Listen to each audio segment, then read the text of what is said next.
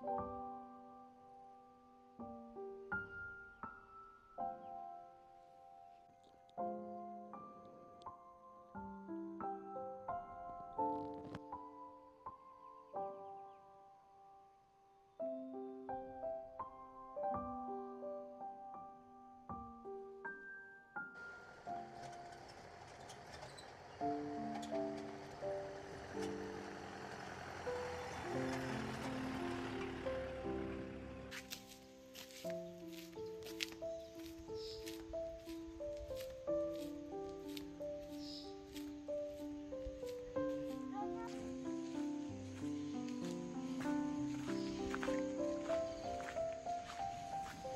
আমরা তিনচুলে থেকে পাহাড়ের রানী দার্জিলিংয়ের পথে রওনা হব। তাই বিদায়ের আগে তিনচুলের এই প্রাকৃতিক সৌন্দর্য আর পাহাড়ি জীবনের এই শেষ অনুভূতি উপভোগ করার জন্য আমরা একটু হাঁটতে বেরিয়েছিলাম।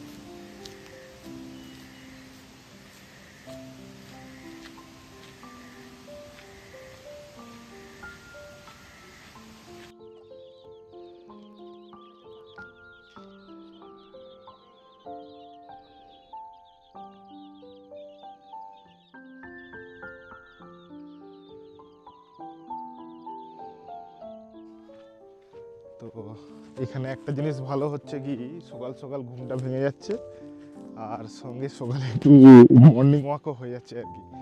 সেই জন্য সেটা কাল থেকেই বুঝতে পেরেছি রাঙ্গারনে যেদিন ছিলাম। কারণ এই সকালে উঠে যাওয়ার জন্য আমাদের একটা সুবিধা হচ্ছে কি, পুরো দিনটা ভালো করে ইউটিলাইজ হয়ে যাচ্ছে। নাহলে অন্য টাইমে কী হতো, যখন দেরি করে ঘুম থেকে উঠতাম তখন সারাদিনটা কেমন কোনোভাবে কেটে যেত বুঝতেই পারতাম না। এখন তাও সকাল সকাল উঠে যাচ্ছি বলে দিনটা ভালোভাবে ইউটিলাইজ হয়ে যাচ্ছে।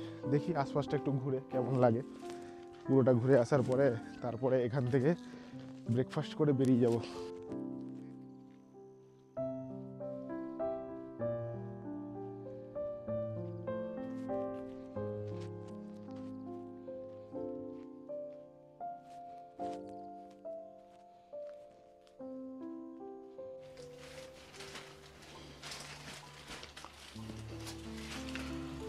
এটা হচ্ছে হোমস্টের ব্যালকনি। একদম পুরো ব্যালকনিটা সুন্দর ব্যালকনি একটা। আর পুরো হোমস্টেটা এখন মেঘে ঢেকে যাচ্ছে আস্তে আস্তে। এখানে একটা সুন্দর ভিউ আছে, কিন্তু ভিউটা পুরো ঢাকা এখন। সকালে চা আবার মেঘে ঢেকে যাচ্ছে।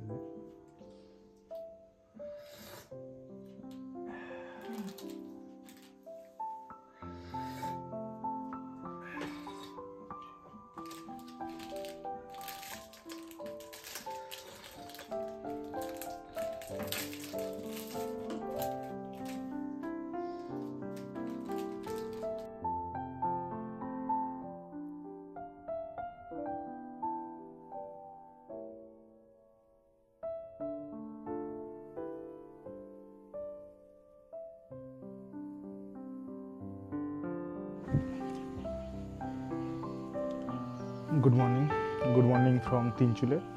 তো আজকে আমরা তিনচুলে থেকে বেরিয়ে গিয়ে দার্জিলিংয়ের দিকে যাব। তো ব্রেকফাস্ট হয়ে গেছে, একটু আগে ব্রেকফাস্ট করে এলাম, লুচি তরকারি আর ডিমের পোচ। তো এখান থেকে বেরিয়ে আমরা দার্জিলিংয়ের দিকে যাব। দার্জিলিংয়ের একটা হোমস্টেই বুক করেছি, ইয়োমাডি হোমস্টে বলে। এই হোমস্টেটা, তিনচুলের হোমস্টেটার নাম হচ্ছে হামরো হোমস্টে। খুবই ভালো খাওয়া দাওয়া, আর সবথেকে বড় কথা যেটা অ্যাডভান্টেজ হলো, এই হোমস্টেটা সবসময় মেঘে ঢাকা থাকে। হামরো কথার মানে নেপালিতে হামরো কথার মানে আমার। আর সত্যি খাওয়া দাওয়াগুলো খুবই ভালো। তো এখান থেকে বেরোবো এবার। এখনও অলরেডি মেঘে ঢেকে গেছে, বৃষ্টি হবে নাকি জানি না, বৃষ্টি হতেও পারে আবার।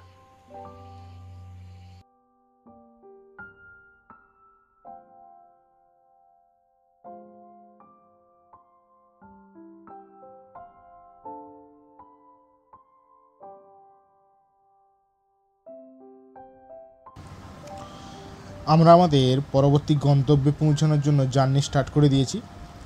পার্টিকুলার এই রাস্তাটাতে ক্যামেরাটা একবার অন করলাম এই মায়াবী রাস্তাটা তোমাদের দেখানোর জন্য। চারিদিকে পাইন গাছের বন আর সেগুলোকে ঘিরে আছে মেঘ। উত্তরবঙ্গের এই অসাধারণ রূপ সত্যিই মনোমুগ্ধকর।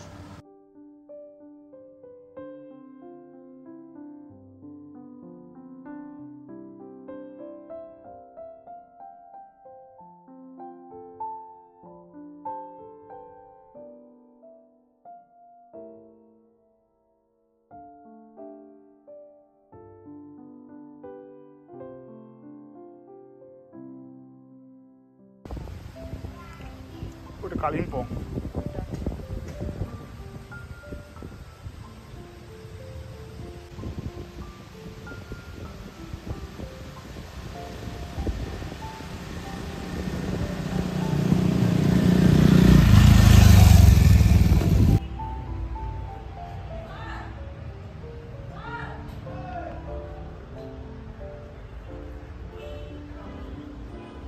এটা হচ্ছে দার্জিলিংয়ের হোমস্টে, ইয়োমাডি হোমস্টে, ম্যালের একদম কাছে। এই প্রপার্টিটা দারুণ প্রপার্টি, ইয়োমাডি হোমস্টে। একদম এখানে একটা দোলনা করা আছে বসে টাইম কাটানোর জন্য। আর এইটা শহরের ভিউ আছে। ঠিক এই কোণের দিকে, এই দিকটার দিকে একদম কাঞ্চনজঙ্ঘা দেখতে পাওয়া যায়, কিন্তু এখন বর্ষাকাল, মেঘে ঢাকা বলে দেখতে পাওয়া যাচ্ছে না। দারুণ ভিউ, আর সাজানো গোছানো ফুল দিয়ে একদম দারুণ হোমস্টে এটা। যদিও আর সব কিছু হোমস্টের মতো না, খাবার দাবার সব আলাদা করে অর্ডার করতে হয়, কিন্তু ভালো প্রপার্টিটা।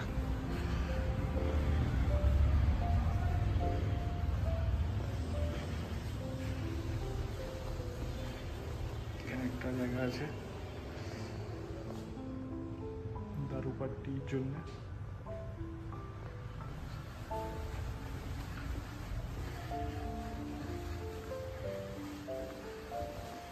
এইটা হচ্ছে এন্ট্রান্স করে এখানে দুটো বড় বড় জানলা আছে। এটা খাট, দুটো চেয়ার আছে, একদম উডেন ফিনিশে পুরোটা করা আছে। ওখানে শোপিস টোপিস রাখা আছে। এইদিকে ভিউ, কিন্তু এখন আপাতত মেঘে ঢাকা আছে। আর এই দিকটাতেও একটা আয়না আছে।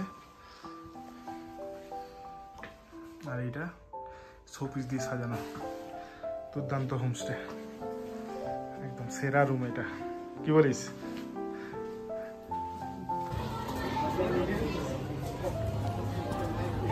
লাঞ্চ কমপ্লিট করে আমরা হোমস্টে থেকে বেরিয়ে পড়লাম দার্জিলিং ম্যালে ঘোরার জন্য। আমাদের হোমস্টেটা দার্জিলিং ম্যাল থেকে খুব কাছে হওয়ায় আমরা পায়ে হেঁটেই চলে এলাম এখানে।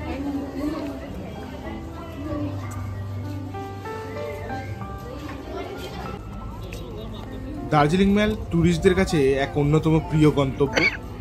ব্রিটিশ আমলে 1860 সালের দিকে এই ম্যাল তৈরি হয়েছিল। তখন দার্জিলিং ছিল ব্রিটিশদের গ্রীষ্মকালীন ছুটি কাটানোর এক প্রিয় স্থান। এখানে ব্রিটিশ সাহেবরা প্রায়ই ঘোড়ার পিঠে চড়ে ঘুরে বেড়াতেন আর সন্ধ্যাবেলাতে এখানকার ঠান্ডা বাতাস উপভোগ করতেন। এই ম্যালে বসে আজও তোমরা দার্জিলিংয়ের ইতিহাস আর ঐতিহ্যের এক অনন্য অনুভূতি পাবে, যা সত্যিই মনোমুগ্ধকর।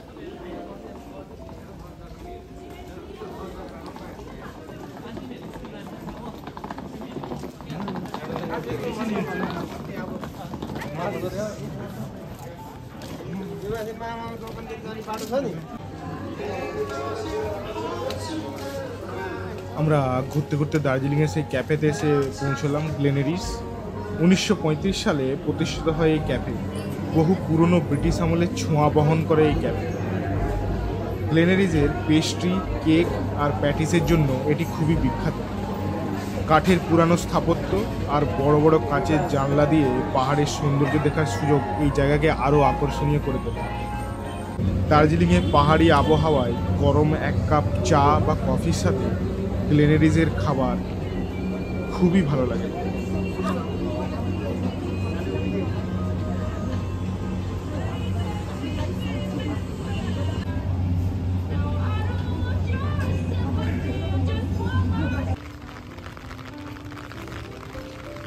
গ্লেনেরিজে কফি বিরতি নেওয়ার পর আমরা ম্যালেরই আশেপাশে একটু ঘুরছিলাম। তারপর সন্ধ্যা হয়ে গেল। সন্ধ্যা হওয়ার পর থেকে দেখলাম বৃষ্টি শুরু হয়ে গেছে।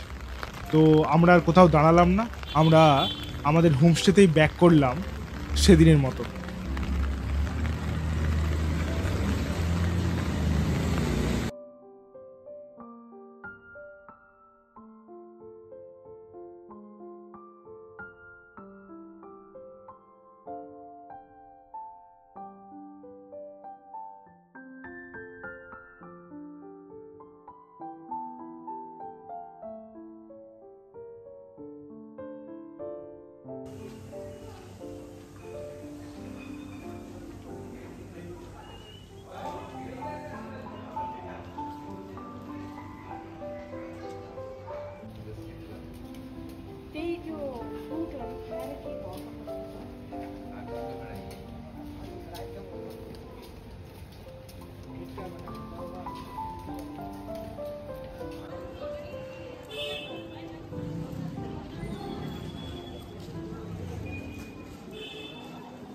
সকালের মেঘে ঢাকা দার্জিলিং মল বা ম্যাল যে যাই বলে, আজকে সকাল সকাল উঠে বেরিয়েছি কেভিন টার্সে ব্রেকফাস্ট করার জন্য। তো এখনও খোলেনি, তাই সকালে একটু ম্যালটা ঘুরতে এলাম। ম্যালটা কীরকম লাগে, পুরো মেঘে ঢাকা আছে চারদিকটা।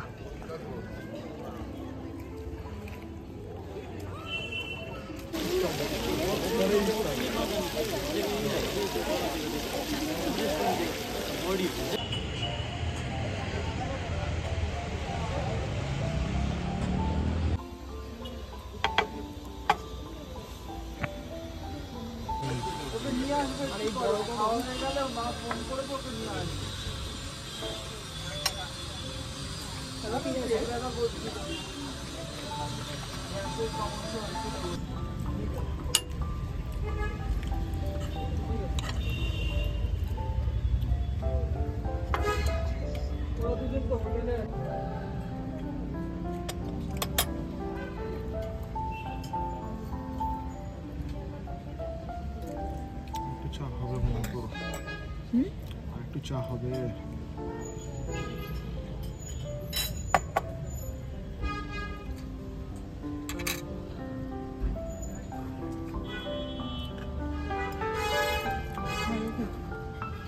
কোনটা?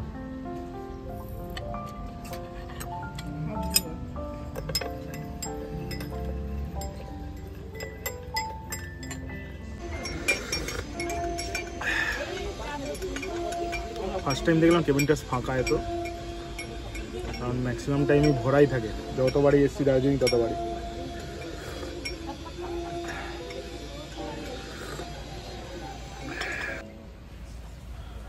আমরা এখন এসেছি ঘুম মনেস্ট্রি।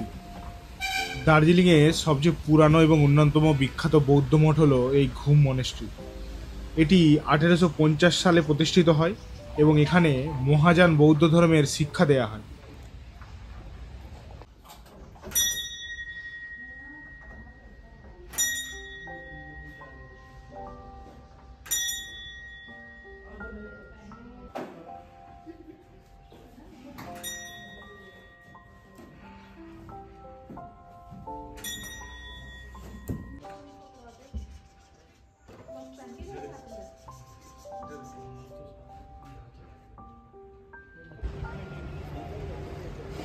আমরা এখন আছি বাতাসিয়া লুপে।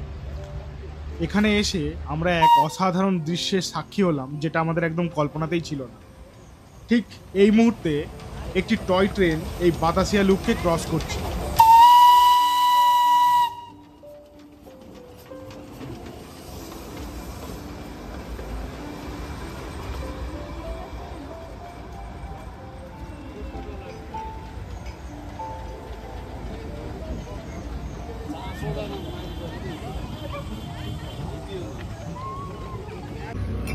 এখন গ্লেনারিজে বসে চা খাচ্ছি। এই চাটার একটা আলাদাই লেভেলের টেস্ট, দার্জিলিং টি। এখানে আমাদের দেখছো যে আমরা বাতাসিয়া লুপ থেকে ডাইরেক্ট এখন চা খাচ্ছি। এর পেছনে একটা রিজন আছে। অ্যাকচুয়ালি আমরা বাতাসিয়া লুপের কাছে প্রচণ্ড বৃষ্টিতে ভিজে গেছিলাম, অগত্যা আমাদের হোমস্টেতেই ফিরতে হয়েছিল। এখন আমরা বেরিয়েছি রাতের বেলা ডিনার করার জন্য।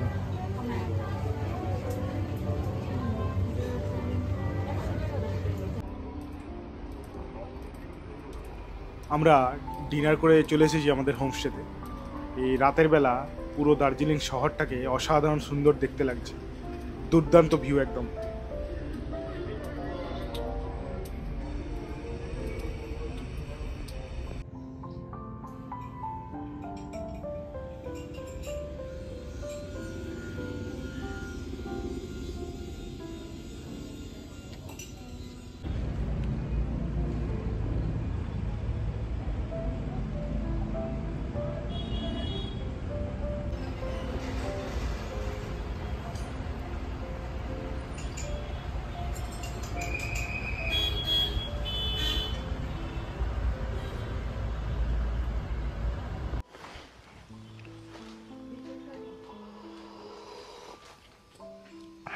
একটা খাবো দে।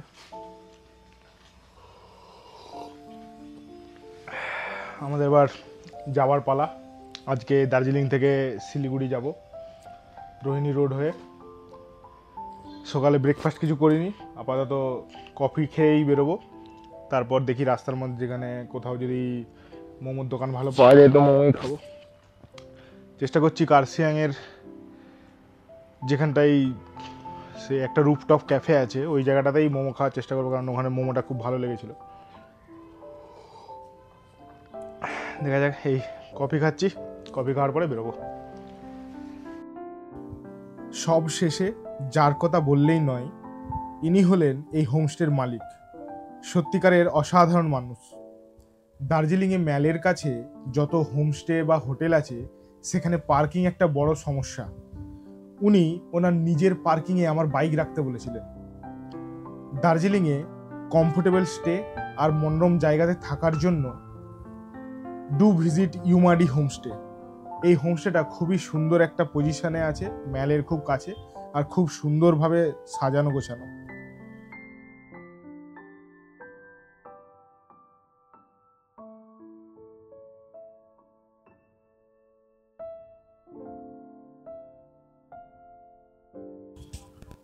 আমরা বেরিয়ে গেছি দার্জিলিং থেকে, তো যাচ্ছি শিলিগুড়ির পথে। রাস্তায় একটা কোথাও দাঁড়িয়ে আমাদেরকে ব্রেকফাস্ট করতে হবে।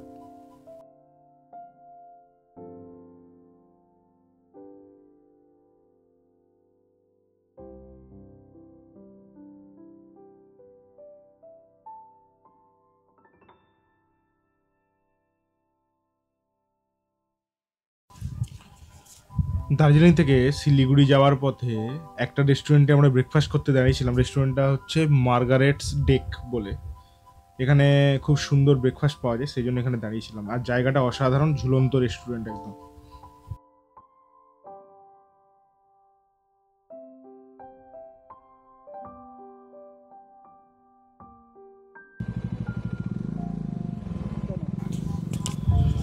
আজকে অ্যাকচুয়ালি কোন রাস্তাটা দিয়ে শিলিগুড়িতে যাব সেটা আমি ঠিক করতে পারছিলাম না, কারণ প্রত্যেকবার আইদার মিরিক হয়ে এসেছি বা মিরিক হয়ে নেমেছি, বা রোহিণী হয়ে পাহাড়ে এসেছি, আবার দার্জিলিং এসেছি, বা রোহিণী হয়ে নেমেছি। কিন্তু আজকে ভাবলাম একটা নতুন রাস্তা দিয়ে নামবো, সেটা হলো পাংখাবাড়ি রাস্তা।